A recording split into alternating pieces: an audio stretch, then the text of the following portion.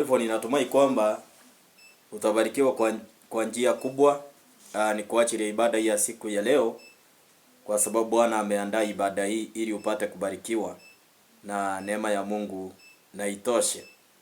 Basi nataka kufundisha neno la Mungu kwenye ibada hii, ambayo nataka kufundisha kuhusu the rebellion of the people. The rebellion of the people. Wazi wa watu. Tunasoma katika kitabu kile cha 2 Chronicles chapter number 36 verse number 13 to number 21. 2 Chronicles chapter number 36 verse number 13 to number 21. Natumia Kiswahili. Biblia yangu inasema hapa kwamba Zedekia alimuasi pia mfalme Nebukadneza aliyekuwa amefanya aape kwa jina la Mungu kwamba hatamuasi. Alikuwa mkaidi sana na mwenye kiburi, akakataa kumgeukia Mwenyezi Mungu, Mungu wa Israeli. Hata makuhani, viongozi wa Yuda pamoja na watu walikosa uaminifu kabisa, wakiingia matendo yote ya kuchukiza ya watu wa mataifa mengine. Walichafua nyumba ya Mwenyezi Mungu ambaye yeye mwenyewe alikuwa ameitakaza huko Yerusalemu. Mwenyezi Mungu wa baba zao mara kwa mara alituma kwao wachumbe wake, maana alikuwa ana huruma kwa watu wake na makao yake. Bwana asifiwe sana. Nataka kuongea kwamba the rebellion of the people, uasi wa watu. Kulikuwa na mfalme hapa ambaye alikuwa anaitwa Zedekia. Na maandiko yanasema ya kwamba pamoja na mfalme ambaye alikuwa anaitwa Nebukadneza walipata kuasi Mungu. Na katika ile matendo yao yalikuwa maovu mbele zake Mwenyezi Mungu. Maandiko yanasema kwamba Zedekia alikuwa gaidi kiasi kwamba alikataa kumgeukia Mungu. Sasa wakati ambapo mtu anapokataa kumgeukia Mungu, basi ni uwazi na ugaidi. Bwana asifiwe sana. Na maandiko yanasema kwamba Zedekia alimuasi pia mfalme Nebukadneza aliyekuwa amefanya aape kwa jina la Mwenyezi Mungu. Kwa hivyo aliapa Zedekia kwa jina la Mwenyezi Mungu. Kama vile unakuta kwamba viongozi wetu katika taifa letu la Kenya, katiba inasema kwamba wapate kuapa. Na kama ni Muislamu anachukua Qur'an, na kama ni Mkristo anachukua Biblia. Lakini sijaiona mwenye si Muislamu na si Mkristo. Sijaijua hapo kwa nini? Kwa sababu kuna watu kabisa wachaokoka na wanasimamanga na wanachukua uongozi. Lakini sasa sijui kwa nini bado unakuta kila mtu anakuanga kuna mahali atapepa Biblia ama atapepa Qur'an. Nataka kusema hivi ya kwamba the moment mtu anainua Biblia kuapa, anaapa kwa jina la Mungu. Iwe ni Muislamu, iwe ni Mkristo, anaapa kwa jina la Mungu. Maana hakuna Mungu wa Muislamu na Mungu wa Mkristo. Mungu ni mmoja. Sasa the moment mtu ameapa, Zedekia alipofanyika mfalme, aliapa kwa jina la Mungu. Lakini maandiko yanasema ya kwamba basi akaazi katika matendo yake kwa ajili ya Mungu. Na alipoasi, maandiko yanasema kwamba akaazi kana kwamba akawa mgaidi kumgeukia Mungu. Bwana asifiwe sana. Maandiko yanasema ya kwamba hata viongozi wa Yuda pamoja na watu waliokosa uaminifu kabisa, wakiiga matendo yote ya kuchukiza ya watu wa mataifa mengine. Hawa watu pia walipata kuasi na wakaiga matendo ya mataifa mengine.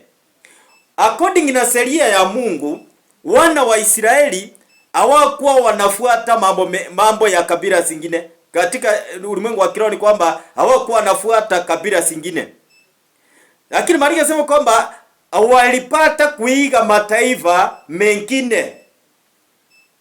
Kwa hivyo watu walimwasi Mungu kiasi kwamba wanaiga tabia za watu wa mataifa. Na unakuta kuna watu katika ulimwengu wa kiroho wako ndani ya makanisa wasageuka na wanakopi tabia ambazo ni za watu ambao hawajaokoka. Anavaa vazi ambalo ya kwamba huyo mtu hajaokoka. Sasa unakuta for example unakuta kwamba kuna zile nguo zinakuanga vitopu zinakuanga nje. Hawa ni watu wa mataifa wanafaanga. Lakini unaweza kuta kwamba kuna watu wokovu wanafaanga vitopu zinapaki nje. Kuna mahali nilikuwa napita siku nyingine nikakutana na kasichana kingine, walikuwa wawili. Mmoja amekata zati, amekata mpaka amehakikisha kwamba kitofu inakaa nje. Swali langu nilijiuliza, je, huyu mtoto ndiye atoke kwa nyumba aende? Hakuna mzazi alikuwa kwa hiyo nyumba, kama mzazi alikuwa ameenda kutafuta. Na kama mzazi alikuwa ameenda kutafuta, swali lingine ambalo nilijiuliza, je, mzazi huyu achawahi ona hili vazi? Na kama achawahi ona hilo vazi, ni very apparent. Ni very apparent. Kwa sababu unafaa ukiwa mzazi mzuri, uhakikishe kwamba vazi la mtoto wako unalijua. Hata siku moja tu unahakikisha unatoa hizo nguo zote, unaweka chini, unapanga vizuri kwa hiyo sanduku. Ama kwa hiyo box. Bwana ziwe sana. Kwa sababu the moment vazi ambalo unakuta kwamba kuna watu ambao unakuta kwamba ni muokofu, lakini anavaa nguo ya kama mtu wa mataifa. For example, skirt imefika hapa juu ya magoti, mapacha yote yako nje. Hiyo ni mavazi ya watu wa mataifa. Sasa wakati ambapo mtu aliye ndani ya Mungu na bado anavaa the same mavazi kama hayo, basi ni kusema ya kwamba ni mwazi na ni mkaidi. So I'm talking about the rebellion of the people, uasi wa watu. Bwana ziwe sana. Bali yasema kwamba hawa watu walipata kuweza kuiga tabia ambazo ni za watu wa mataifa mengine.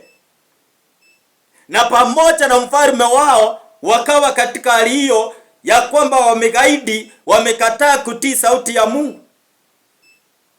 Basi unaweza kuta ya kwamba tunaweza tukachagua hata kiongozi katika nchi yetu na akakuwa rebellion na akasababisha watu wote katika nchi wakakuwa rebellion, na Mungu akawakataa. Na Mungu akakataa huyo kiongozi na akakataa na watu wake. Sijui kama unaelewa hivyo wewe. Mungu anaweza akakataa. Anakataa kiongozi wa kanisa na anakataa na washirika wake, na washirika hawajui kama walikataliwa. That's why I'm always say this. Be very careful in this world, my brother and my sister. Wale watu ambao unafuata ni kina nani? Because these people walifanyika wazi wakifuata kiongozi wao, wakaiga mataifa mengine.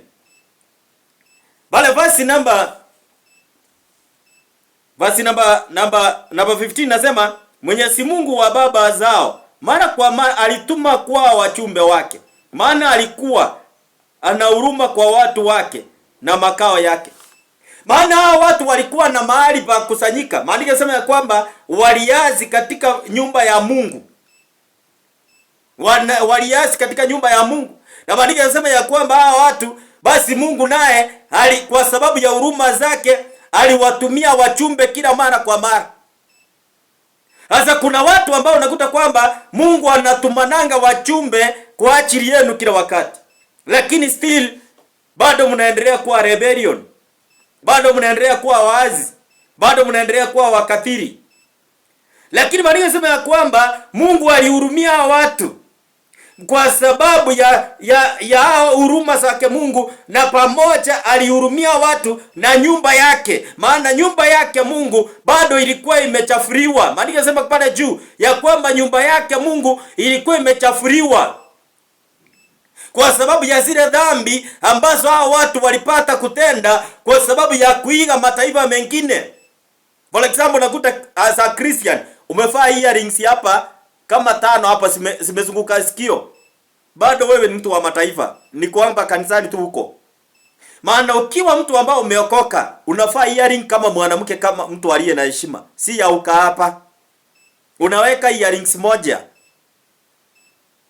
Sio kuweka masikio yote earrings. Hiyo ni uka hapa. Maana Jezebel ndio walikuwa wanaweka hizo. Sasa unapokuta kwamba na wewe ni Mkristo na bado na wewe unafaa hizo earrings the same, bado hujaokoka. Ni kanisani unaenda. Na si nani alikwambia kwenda kanisani ndio kuokoka? Kuokoka ni matendo, si kanisa. Bwana asifiwe sana. Maana wakati unapoenda kanisani unahitaji wakilishe kama kanisa ya kwamba mimi ni mwokofu. Matendo yako yakuwe tofauti na wale watu wa dunia.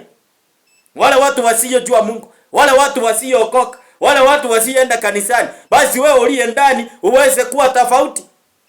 Lakini unaweza ukaimagine ya kwamba mtu ni muimbaji kwa praise and worship team, lakini anafaa miniskirt ndiye anaimba nayo kwa madhabahu. Mimi hiyo kanisa nitatoka mapema sana. Siwezi enda hapo.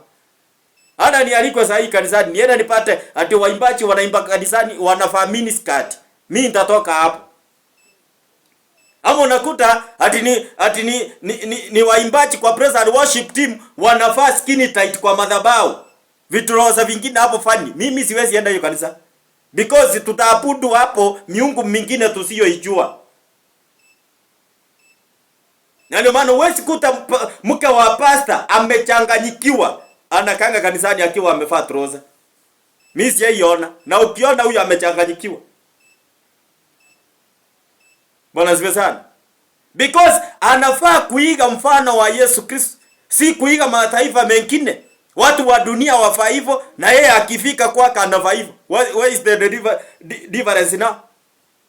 Maana sema kwamba hao watu walihurumiwa na Mungu. Ndiposa Mungu akawa anatumana wachumbe kila wakati. Yaani unaona siku ya leo kuna katika mtandao maneno ya habari ya Mungu.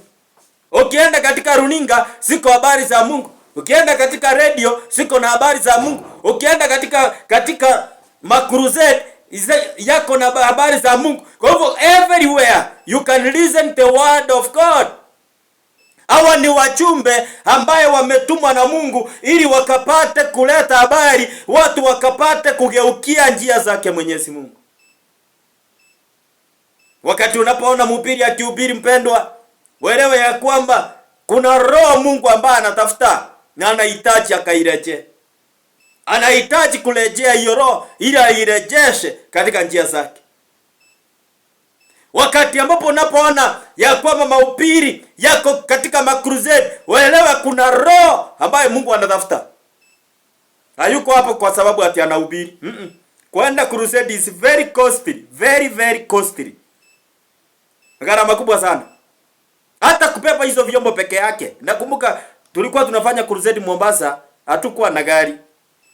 Sasa tulikuwa tunapepanga na mkokoteni. Na mkokoteni zile za Mombasa sio kama zile za Nairobi. Sio kama zile ziko sehemu zingine. Za Mombasa ni mbao na miti zinafanya kazi. Sasa hiyo unakuta kwamba hiyo mkokoteni ni very heavy. Na alafu kuharibu zaidi Mombasa kuna kuanga ni choto. Sasa unakuta kitambo ufike crusade, nilikuwa naendanga na mavazi aina mbili. Kuna yenye nimeweka kwa bag na kuna yenye ninaenda nayo. Sasa ninapoenda ninapepa ile vyombo na ile mkokoteni na sukuma nikifika kwa mlima. Unakuta na zingine nakuwa mzito, lakini I have to go kwa crusade. Napofika pale kwa crusade, tunafanya ile crusade, inabidi nibadilishe mavazi yale niliyoenda nayo.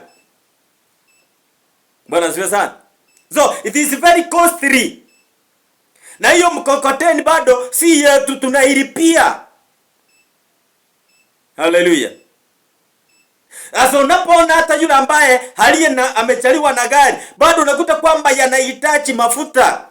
Na kama mafuta vile yameongezeka, basi huyo mtu atagharamika ili aende crusade. Na kwenda crusade si kusema ya kwamba anaenda kujionyesha. Anaenda pale crusade apate roho moja ambayo imepotea irudi kwa Baba.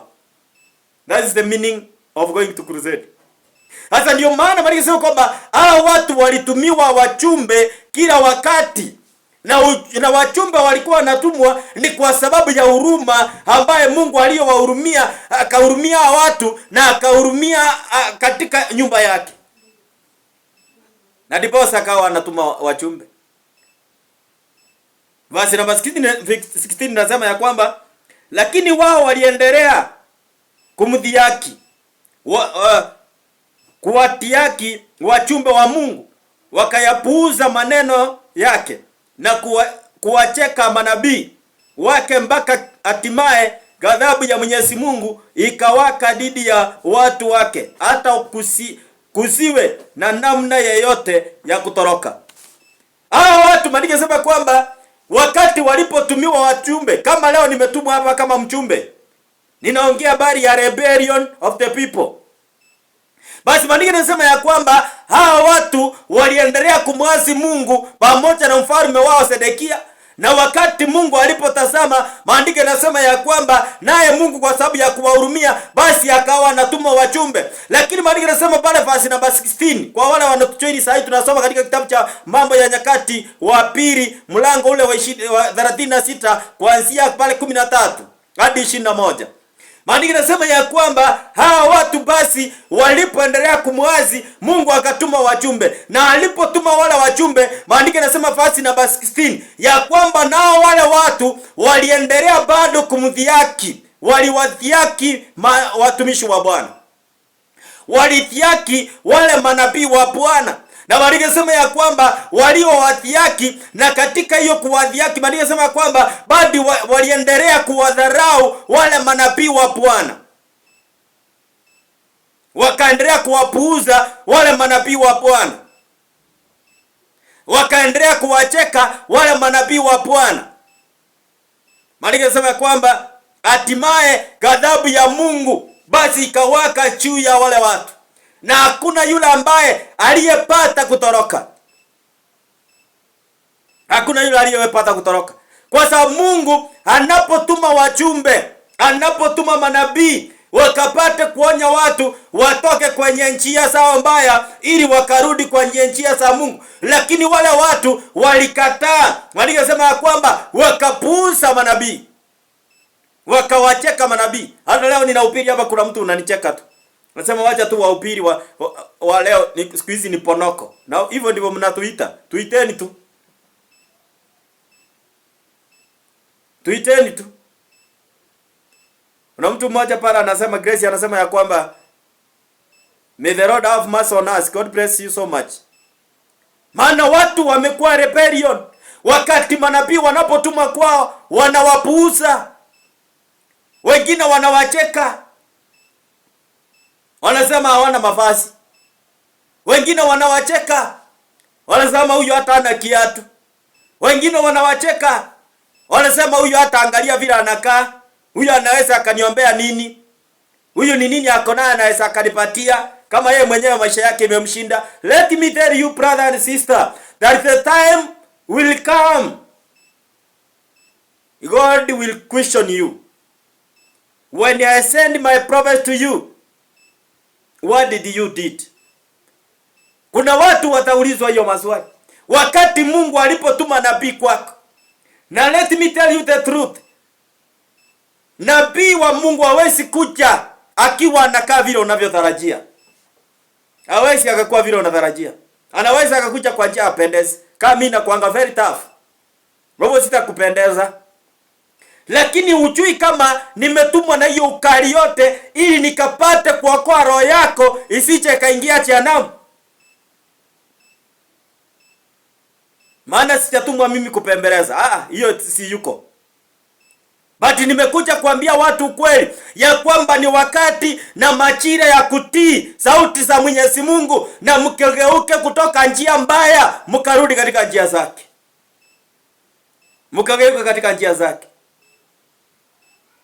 Mimi sijaleta habari hapa za one time na two time, lakini nimeleta habari za Mungu ya kwamba anahitaji watu ambaye watakayetii sauti yake wakarudi. Maandiko yanasema ya kwamba hao watu waliendelea kumwasi, waliendelea kudharau wale manabii, waliendelea kupuuza. Hata siku ya leo manabii wanapoleta habari kwenye runinga, kwenye redio, kwenye mtandao ya kijamii, kwenye makrusade, watu wanawapuuza.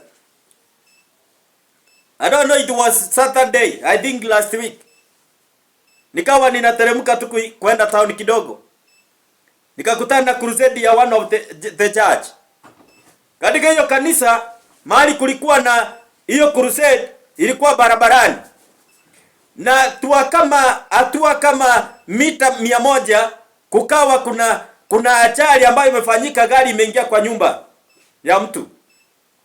Gari imefanya accident, imeingia ndani ya mtu, ya nyumba yake. Sasa ndio jua ya kwamba shetani yuko kazini. Katika crusade hakukuwa na watu kwa hiyo crusade. Ijapokuwa wale waliokuja na pastor wa hiyo crusade. Lakini pale chini mahali ambapo accident ilifanyika, watu walikuwa wamejaa, mpaka watoto walikuwa hapo. Watoto walikuwa hapo.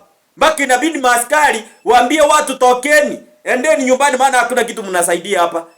Lakini bado watu wanakataa kwenda. Lakini hapa juu kuna injili ya Yesu ambaye inahitaji kubadilisha maisha ya watu. Bado watu walipuuza hawa wachungaji. Wakaenda kutazama vile accident imefanyika. Na accident haiwezi mrudisha aingie mbinguni. Na accident haiwezi badilisha mtu aingie mbinguni. Lakini watu walikusanyika, mpaka watoto wadogo wanataka kuona aliyefanya accident. Basi hivyo ndivyo watu wamepuuza manabii wa Mungu wanapotumwa habari njema, wanapoleta ujumbe wa Mungu. Maandiko yanasema ya kwamba verse number 16 ya kwamba watu waliendelea kuwadhihaki na wakaendelea kuwapuuza na wakaendelea kuwacheka. Hatimaye ghadhabu ya Mungu ikawaka dhidi ya watu ambao wa Yuda. Bwana Yesu asifiwe sana. Sijui kama mpendwa ni wewe ninazungumza na wewe, ambaye umekuwa mgaidi, ambao umekuwa rebellion, ambao umekuwa wa kucheka manabii, ambao umekuwa wa kukosoa manabii, ambao umekuwa wa kuwadharau wanabii. Unawadhiaki wanapohubiri, unaona kana kwamba hawana kazi. Wanapohubiri unaona kana kwamba wamekosa la kufanya. Wanapohubiri unaona kana kwamba wanataka pesa zako. Lakini kuna saa na majira itakapokuja ya kwamba pesa zako hazitakusaidia. Majira na masaa yatakuja wakati ambapo nyumba zako hazitakusaidia. Kuna majira na nyakati ambapo zitakapofika ya kwamba mashamba yako hayatakusaidia. Mavazi yako mazuri hayatakusaidia. Maisha yako mazuri hayatakusaidia. Kwa wale manabii walitumwa kwako wakuonye na uliwapuuza mpendo. Mimi nimekuja kukuambia siku ya leo ya kwamba you need to think twice when people send prophets to you.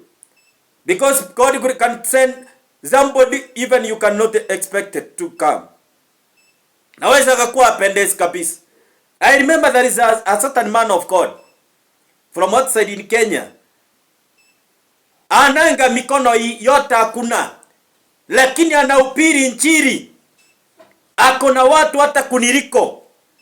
Lakini kuna watu wanaweza wakampuuza kwa sababu hana mikono.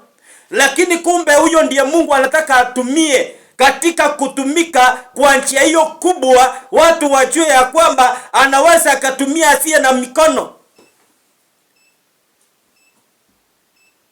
Kuna manabii wa Mungu ambaye hata hawana macho. Hawana macho, vipofu. Kama kuna yule mwimbaji anaitwa Deno. Lakini worship zake ama zile message ambazo ziko katika zile nyimbo zinamtukuza Mungu kuliko wale watu wako na macho na wako na kila kitu ambacho Mungu aliyowapatia ikiwa sawa, lakini wanaimba kuonyesha miili zao.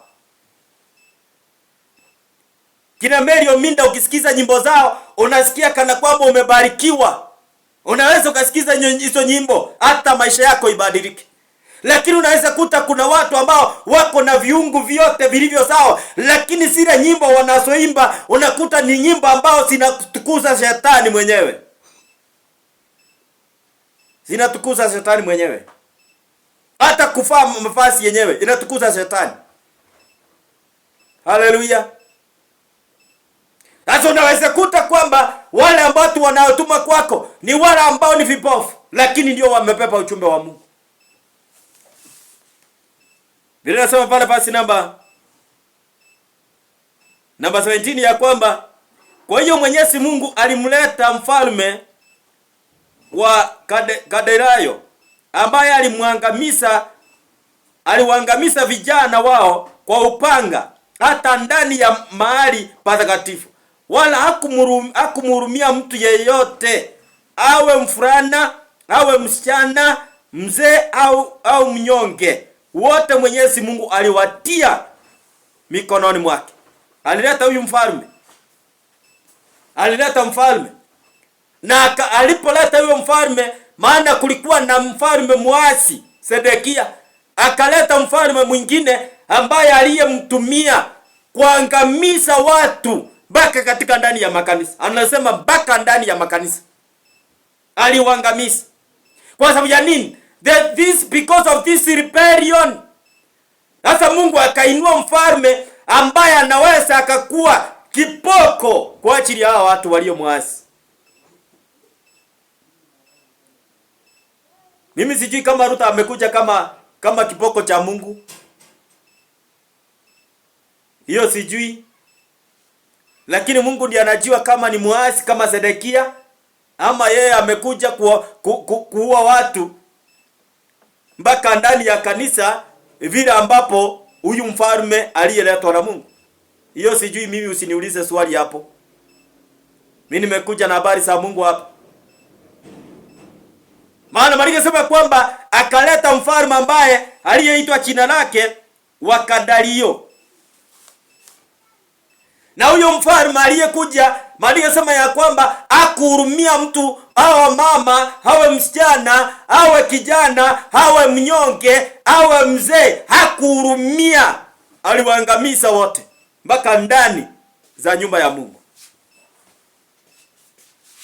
Lakini hakutumia polisi kwenda kupiga watu matia gasi huko. Yeye alikuwa anaua. Kwa hivyo nafikiria kwamba hapo asifanane afanane na Ruto hapo.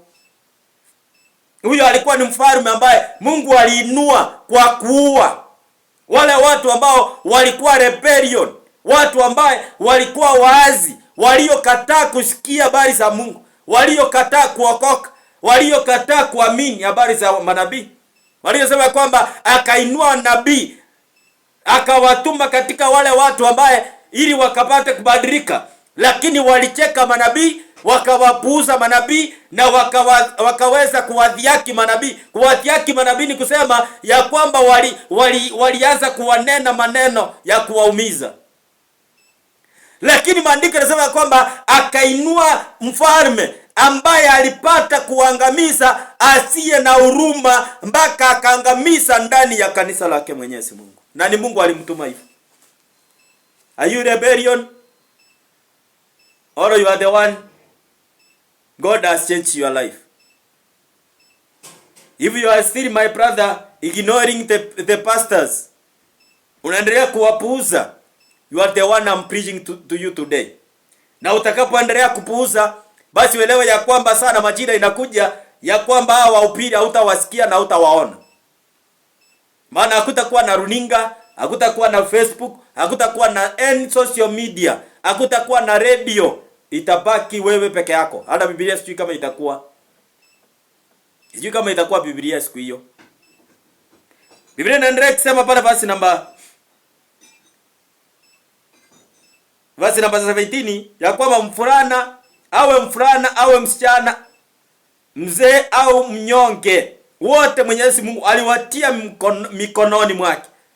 Yaani Mungu aliwatia watu katika mikono ya huyu mfalme awangamize. Awe kijana, awe msichana, awe mzee, awe mama, awe mnyonge. Hakuna yule Mungu alipata kuhurumia hata mmoja. Hakusasa hata mmoja. Katika Kiswahili kizuri, hakusasa hata mmoja. Aliwatia mikononi mwa huyu mfalme. Wakawawa. Bale verse namba 18 na maandiko sema kwamba alitoa vyombo vyote vya nyumba ya Mungu, vikubwa na vidogo na hazina za nyumba ya Mwenyezi Mungu na ya mfalme na maofisa wake aliwapeleka vyote mpaka Babylon. Babylon ni pale watu wale pia waliasi, wakawa kufanya homosexuality, lesbianism, hao waasi hao. Wanaume wanaoa wanaume wenzao, wanawake wanaoa wanawake wenzao. Sasa hiyo pale Babylon, Sodoma, hiyo mambo ndio ilikuwa inafanya. Maana inasema kwamba hao watu walisanywa wakapelekwa mpaka pale Babylon na everything. Maana Mungu alikasirika kwa sababu ya uasi wao.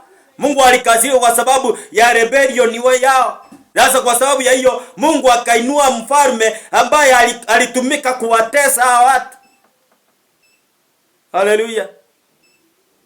Rebellion. It is very dangerous, my brother and my sister. Na watu wanafanya tu kupuuza mambo, lakini hawajui the consequences later. Hallelujah. Basi namba 19 inasema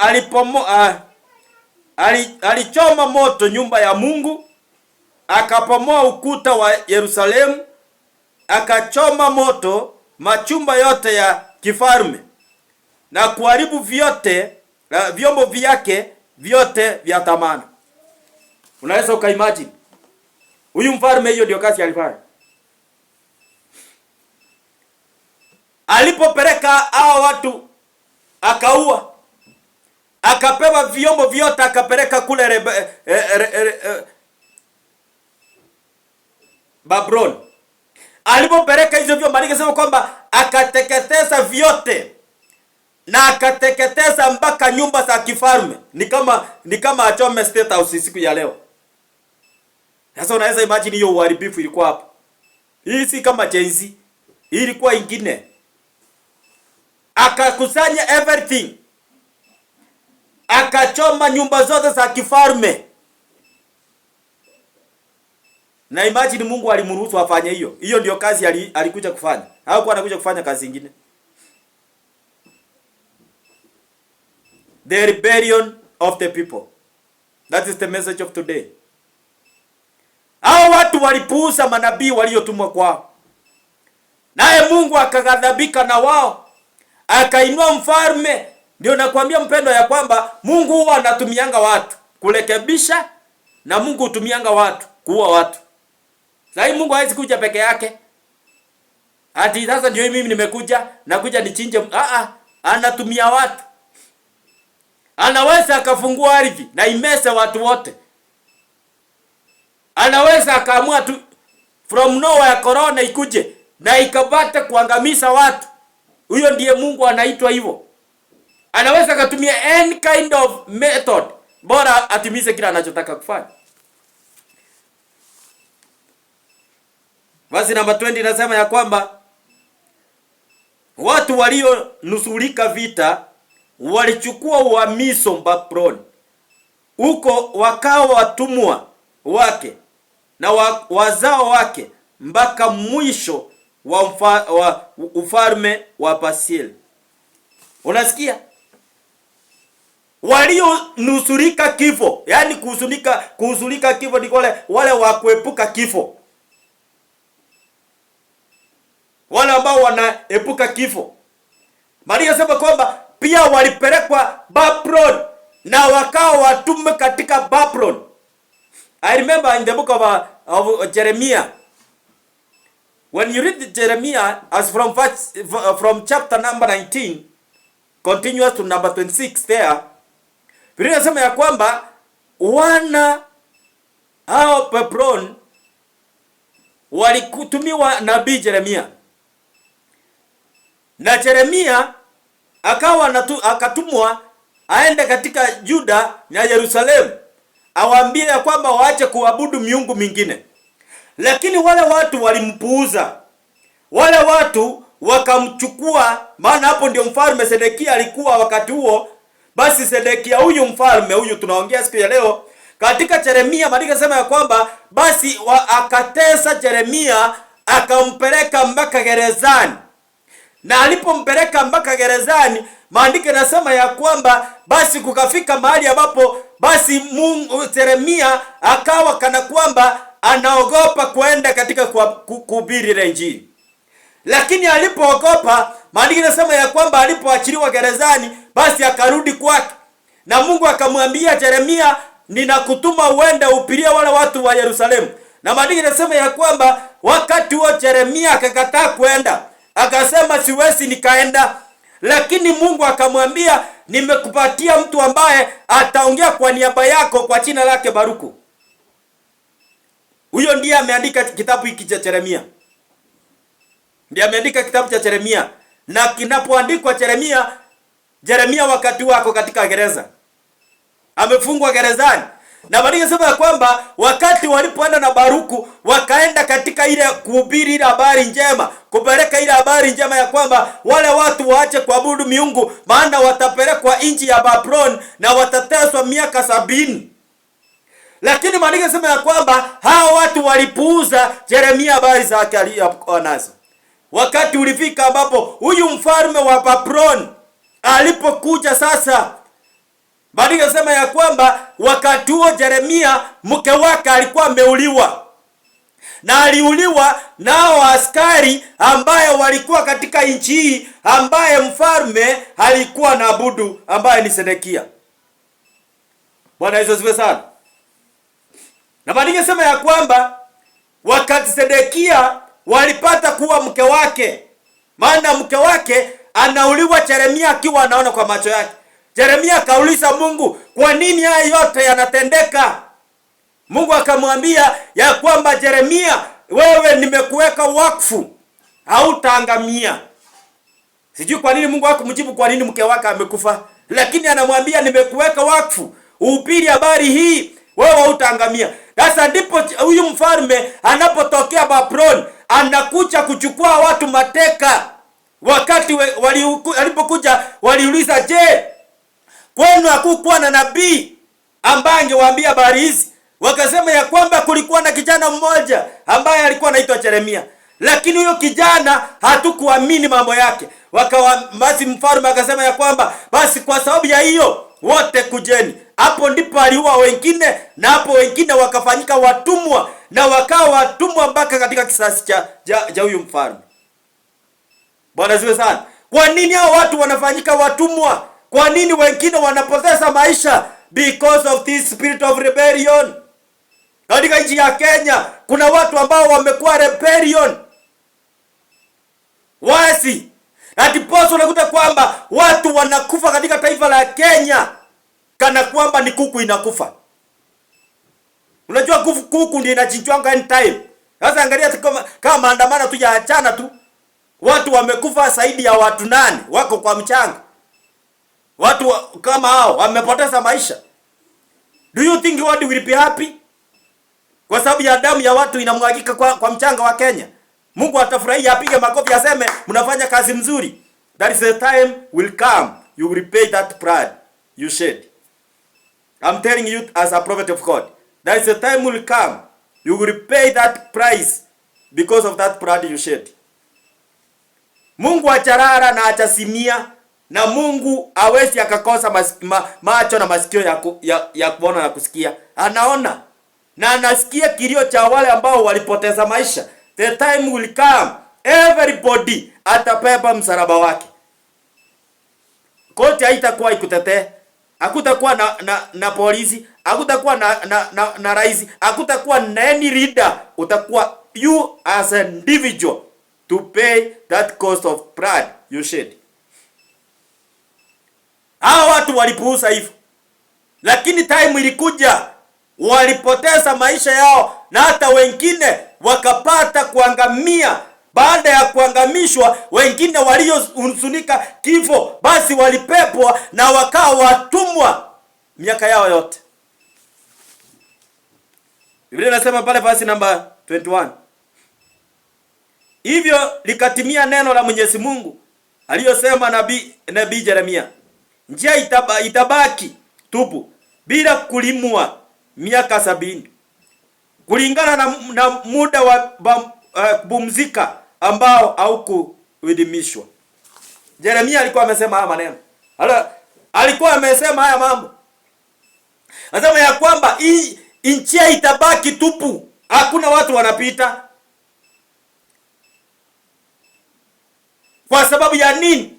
Ya maasi ya watu. Kwa hivyo hili neno lilikuwa limetabiriwa na nabii Yeremia. Ni maneno mangapi nimetabiri katika taifa la Kenya? Ni mangapi nimetabiri na hakuna mtu anasikia? Niliwaambia nimeona mafuriko katika nchi ya Kenya na itangamiza watu. Wangapi mlisikia na mkatubu na mkaomba? Si mlipuuza? Mkasema huyu hata ako na ndevu mingi, hatutamsikia. Na sasa wakati imefika watu wanaangamia kwa maji. Umeiona mafuriko Nairobi? Lakini sasa inapepa watu hapo katika CBD. Hapo ndipo inapepa. Na nabii akiongea anapuuzwa. Anaonekana hajui kitu anaongea. Nilikwambia hapa tukianza mwaka nilikwambia ninaona mafuriko. Na yule ambao kupata enda katika YouTube Maximum Grace TV. Enda usikize hapo The Prophecy of the Year 2026. Utasikia hapo. Nilisema habari ya mafuriko. Lakini watu walipuuza.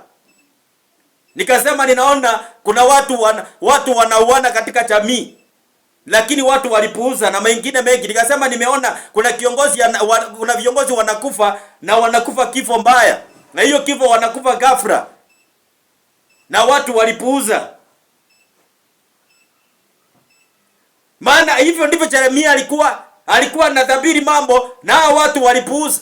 Hakuna mtu ambaye aliamini, hakuna mtu aliyekubaliana naye, lakini Biblia inasema ya kwamba basi kwa ajili ya hiyo hao watu walikuja, basi mfalme akatoka Babylon na akaangamiza hao watu na walionusunika kifo. Basi Biblia inasema wakapelekwa utumwani, wakatezwa, wakakaa watumwa mpaka kwa huyu mfalme ambaye alikuwa anaitwa Basili.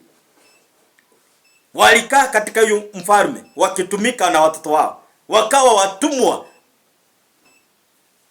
because of the spirit of rebellion. Mpendwa, kama unanipata siku ya leo, usikubali kuwa muasi. Fuata njia zake Mwenyezi Mungu.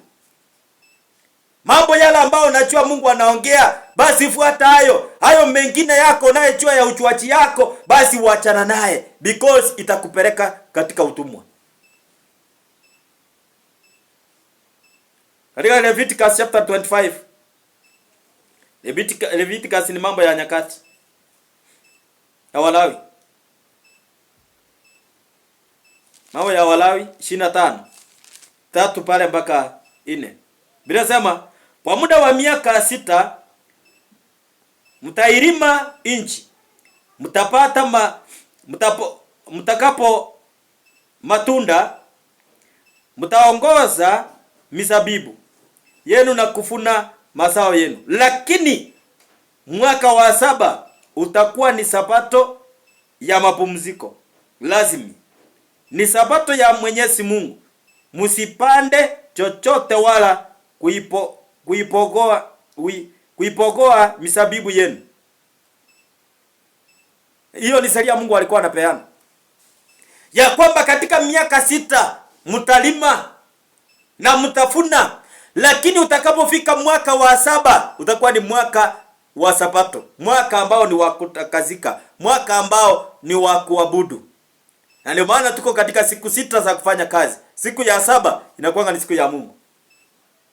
Tumepewa siku 6 tufanye kazi. Hiyo siku moja hiyo ni ya Mungu. Aliweka wakfu na akaifanyia agano. Lakini watu bado wamekuwa rebellion. Watu wamekuwa bado rebellion. Wanapuuza bado hii siku ya Mungu. Wanapuuza bado siku hiyo ya Mungu. Bado wanatenda maovu. Hallelujah. Ezekiel chapter number 17 verse number 12. Ezekiel chapter number 17 verse number 12 to number 20. Naongea kuhusu rebellion of the people. Bila sema verse number 12, Ezekiel chapter number 17 verse 12 to number 20. Kisha akamtawaza mmoja wa vijana ya kifalme, akafanya naye mapatano, akawapiga, akamwabisha, aliwaondoa umo nchini mwetu. Masucha akawapeleka mbali, ili atawale huo uwe dhaifu, na usiangatie agano lake mfalme wa Babuloni. Lakini yule mfalme mpya alimwasi mfalme wa Babuloni kwa kuwatuma wachumbe Misri kuomba farasi na askari wengi. Je, mfalme huyo atafaulu? Je, anafanya hayo kwa kufunja agano lake, atawaza kuepa adhabu? Lakini Mwenyezi Mungu anaapa kwamba kama ni hivyo, mfalme huyu atafia katika nchi ya Babuloni, nchi ya mfalme yule aliyemweka awe mfalme, na ambaye amedharau kile kiapo cha na kufunja ile agano aliyofanya naye. Hakika mfalme pamoja na jeshi lake kubwa hataweza kumsaidia vitani wakati wa Babuloni watakapomsunguzia ngome na kuta ile kuwaua watu wengi, kwa kuwa alikidharau kile kiapo na kufunja lile agano ambalo aliahidi kuwa mkono wake mwenyewe na kufanya mambo hayo yote, hakika hataokoka. Kwa hiyo mimi Bwana Mwenyezi Mungu nasema, kama nisivyo, kwa vile amekidharau kiapo alichoapa kwa jina langu na agano langu, akalifunja, hakika atamwadhibu vikali. Nitatandaza uovu wangu juu yake, naye atanazwa katika mtego wangu. Nitampeleka mpaka Babuloni na kumhukumu kwa sababu ya uhaini aliyofanya dhidi yangu. Nasikia hapo bila Mungu anaongea. Huyu mfalme wa Babuloni alikuwa anatumika kama kiboko cha Mungu. Mfalme Marika sema kwamba akaabishwa, huyu mfalme aliyekuja akaabishwa na mfalme wa Babuloni. Lakini yeye maana walikula kiapo na agano kwa kushikana mikono. Na waliposhikana mikono wakafanya hiyo kiapo.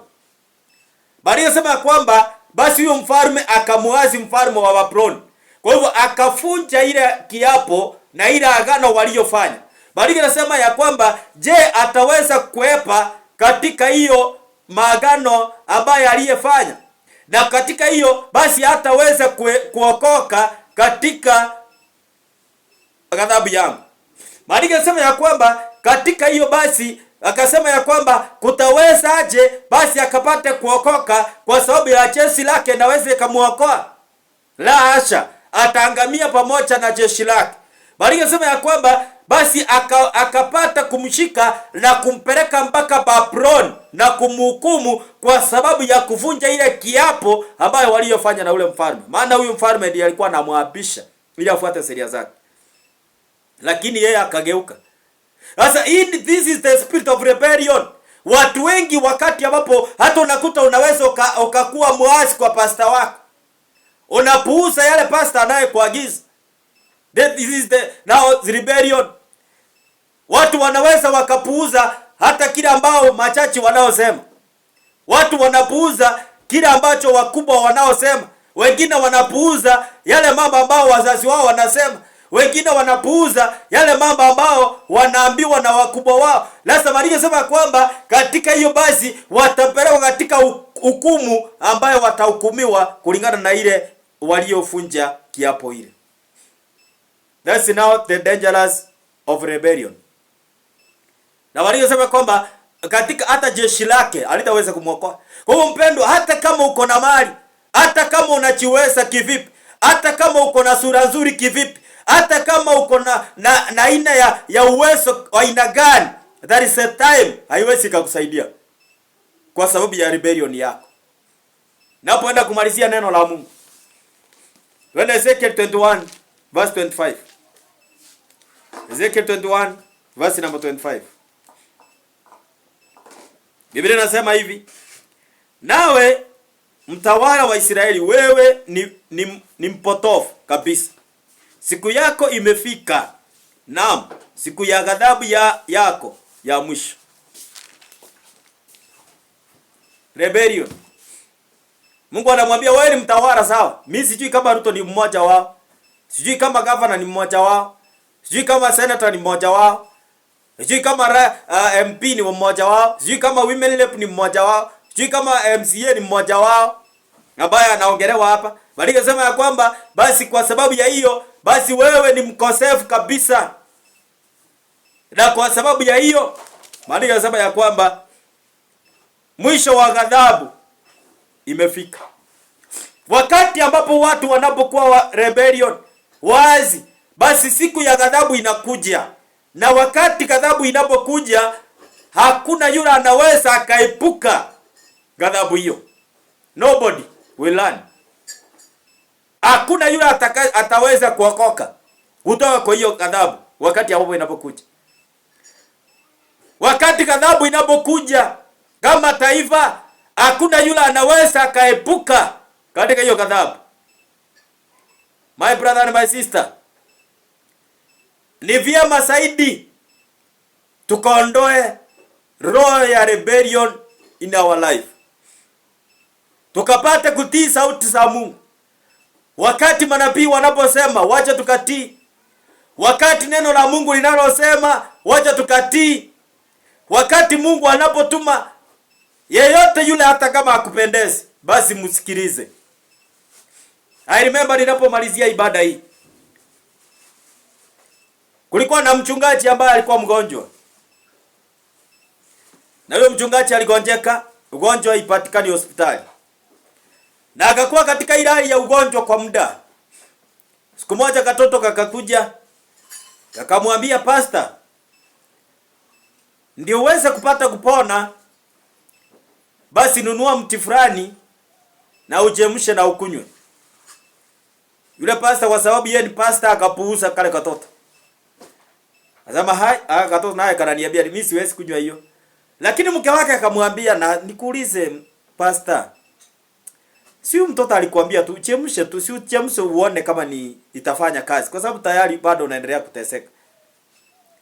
Basi yule pastor akasema, enyewe wacha nijaribu tu, si nikuchemsha tu nikunywe. Na akachukua hiyo miti na akachemsha na akakunywa. Hapo ndipo aliponea.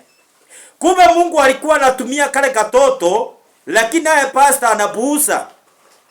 Hivyo ndivyo watu wengi wanapuuza siku ya leo. Siku moja nikiwa ninakaa Kithurai, nilikuwa nakaa Kamai pale roundabout ya Kawa West. Nilikuwa nakaa hapo 2020 nilikuwa naishi hapo.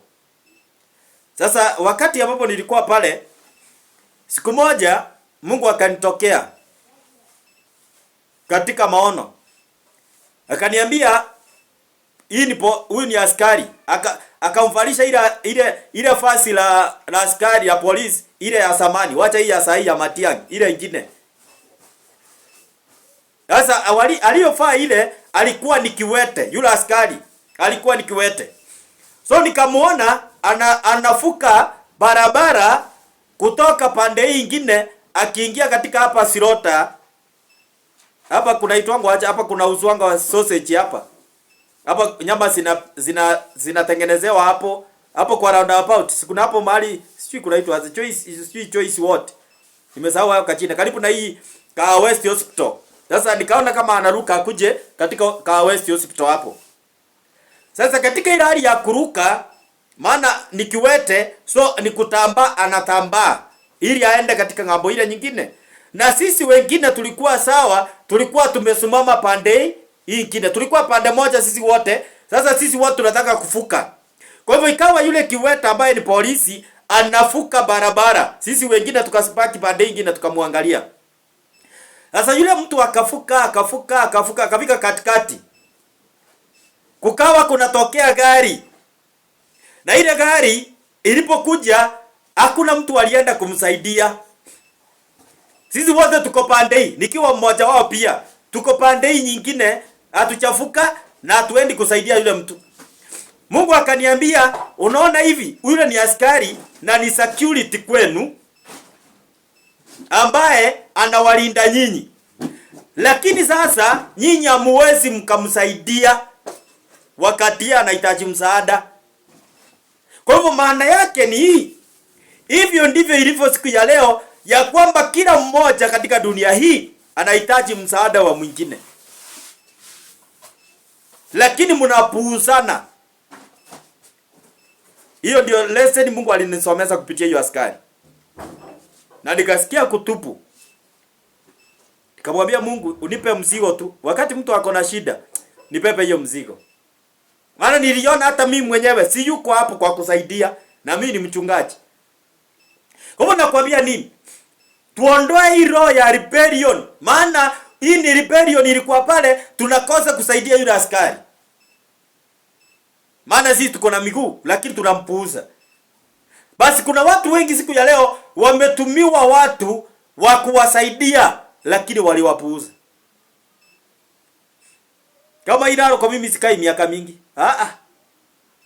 Na sijui nitaokoa ngapi na roko hii. Hiyo sijui na sielewi, Mungu ndiye anajua. Maana sikai sana. Lakini the moment nitakuja kutoka, wangapi nitakuwa nimeokoa? Wangapi watakuwa wamesikia hii habari ambaye Mungu amenituma? Because yuko Narok permanent.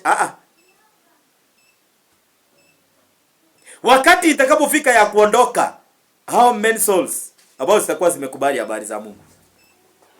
Naomba nimalizie hapo mpendwa. Lakini nakuacha nikisema hivi, jiite kama mkutano utafakari. Kama uko na roho ya ambayo ni roho ya uwazi, upate kuiondoa. Upate kuiondoa. Kama ni mafasi ya Kikristo, kama wewe ni Mkristo, usikopi mataifa mengine. Kama ni maongeo, ongea kama Mkristo, usiongee kama mataifa mengine. Kama ni mawazo, waza kama Mkristo, usiwaze kama mataifa mengine. Basi utakapofanya hivyo, basi Mungu naye ataingilia kati na atakubariki na atakutenda mambo makubwa. Mimi naomba nimalizie hapo. Na kabla sijamaliza ningependa nikuombee. Na Mungu atakubariki. Uko hapo mpendo, ungependa kuokoka na unasikia injili ni wewe nilikuwa nahubiria. Basi usikue yule mgaidi kama vile Sedekia alipofanya na watu wake. Lakini unahisi kwamba ni wewe nilikuwa nimekuja kuhubiria. Na unahisi kwamba hiyo roho ya rebellion ilikuwa ndani yako. Na umesikia kwamba siku ya leo unahitaji upeane maisha yako kwa Bwana Yesu Kristo. Basi kwa sababu ya hiyo, rudia maombi ya nyuma yangu. Sema, Bwana Yesu, nadhubu dhambi na makosa. Futa jina langu kwenye kitabu cha mauti. Uandike jina langu kwenye kitabu cha uzima wa milele. Bwana Yesu, kuanzia leo nimetambua kuwa mimi ni mwenye dhambi. Bwana, ukanisamehe dhambi zangu na makosa yangu. Nioshe kwa damu yako. Nimekataa shetani na kazi zake. Kuanzia leo Bwana Yesu, nifanye kiumbe kipya. Njoo ndani yangu na ufanye makao ndani yangu. Kwa jina la Yesu nimeokoka na hata nimeamini. Sema amina. Basi usirudi nyuma. Simama katika njia zake Mwenyezi Mungu. Hii roho ya rebellion isije kukamata. Nataka niombe na wewe mpendo, uko hapo. Kuna hali ambayo unapitia, unamwaminia Mungu. Na ungetamani sana Mungu akutendee. Basi nataka niombe na wewe. Naamini ya kwamba Mungu anaenda kuachilia neema na ataenda kukufungua kutoka kwa kila aina yote ya kifungo ambayo uliyefungwa. Tuombe. Nyosha mikono yako ukielekeza kwenye screen. Na wewe ambao unatumia radio, sika radio yako tunapoomba, na Bwana atakubariki. Baba, katika jina la Yesu, mfalme wa falme, na kuinua kwa sababu ya mpendo huyu katika taifa la Kenya na hata walio nje ya Kenya. Bwana, nena baraka na nena amani kwa huyu ambaye ameokoka. Bwana, ukamtenda makubwa. Bwana, nimefundisha neno hili vile ulivyokusudia. Naomba Bwana, kwa sababu ya huyu aliyenipata, Baba wa mbinguni, ukamfungue kutoka kwa kila aina yote ya vifungo. Bwana, kila anachokipitia ninamuombea Bwana ukamfungue. Baba ukamtende makubwa. Yule aliye mgonjwa apate kupona. Yule ambaye amekosa mtoto apate watoto. Yule bwana amekosa kazi apate kazi. Yule mfalme amefunjika moyo akatiwe nguvu tena. Bwana yule amefika mwisho mpatie mwanzo mpya. Nakemea kila madhabahu ya Freemason, Devil Worshippers, Illuminati, watawala wote wakuu wa anga, wachawi na waganga. Nafunja kila madhabahu yaliyo kinyume na watu wako. Na laani kila mitego na kila nguvu zote za utawala wa kuzimu. Haina uwezo na haina mamlaka kwa watu wako.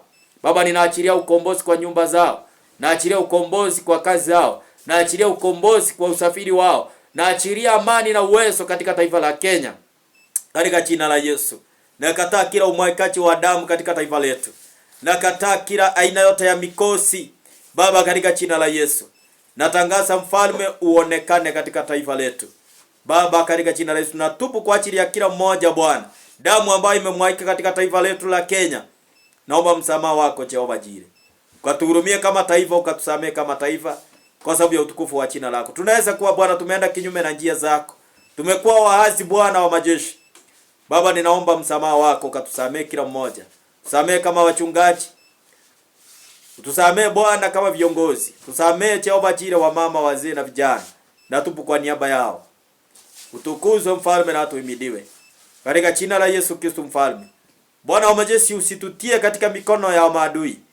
Ili Bwana wakatuangamize kwa sababu ya dhambi zetu. Kwa sababu ya makosa yetu Bwana tunayotenda kama taifa. Tunaomba msamaha wako. Ukatusamee na ukatuosha na damu yako mfalme. Katika jina la Yesu Kristo. Tunaomba Bwana na hata na kuamini. Amen, amen.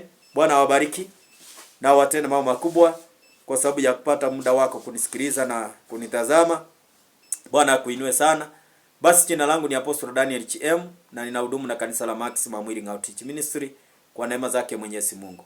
Kwa hivyo ubarikiwe sana na Mungu akutende mambo makubwa. Ungependa kuweza kunitumia ujumbe wako ama unipigie simu nipate kuomba na wewe. Unahisi kwamba ninakuwa nimetumwa kwako, nimekuwa wa baraka kwako.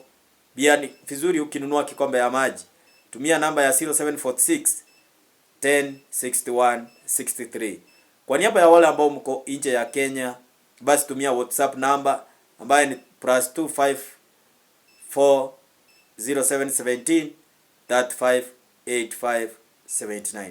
Bwana wabariki na Bwana watende mambo makubwa kwa niaba ya wote ambao waliofanikisha kipindi hiki na ibada hii kutoka upande ule mwingine wa pili kwa studio. Bwana wabariki. Na kila mmoja wenu aliyepata nafasi ya kunisikiliza, Bwana wa majeshi awabate kuwabariki na abate kuwatenda mambo makubwa. Tukutane wakati mwingine majaliwa yake Mwenyezi Mungu. Basi uwe na wakati mzuri na wakati wa baraka zake Mwenyezi Mungu. Endelea kutuma ujumbe zako nipate kuomba na wewe, na ama unaweza ukapiga simu nipate kuomba na wewe. Shalom, shalom, shalom. Ukisikia kutoa sadaka yako tumia hizo namba na Mungu akubariki na akutende mambo makubwa. Tukutane majaliwa ya Mwenyezi Mungu wakati mwingine.